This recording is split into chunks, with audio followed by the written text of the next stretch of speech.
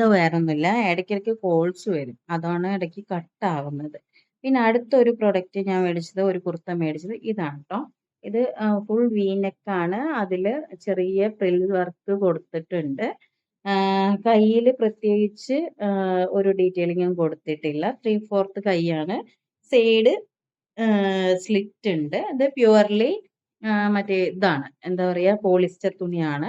പിന്നെ ഒറ്റ സ്റ്റിച്ചേ ഉള്ളിലുള്ളൂ. അതുകൊണ്ട് തന്നെ നമ്മൾ ഒന്നും കൂടി അടിക്കണം. നല്ല തുണിയാണ്. ഇത് കളറ് പോയിട്ടൊന്നുമില്ല. കളറ് പോകുന്ന ടൈപ്പും അല്ല. പക്ഷെ നല്ല സോഫ്റ്റ് ആണ്. ഭയങ്കര സോഫ്റ്റ് ആണ് ട്ടോ. നല്ല തുണിയാണ്.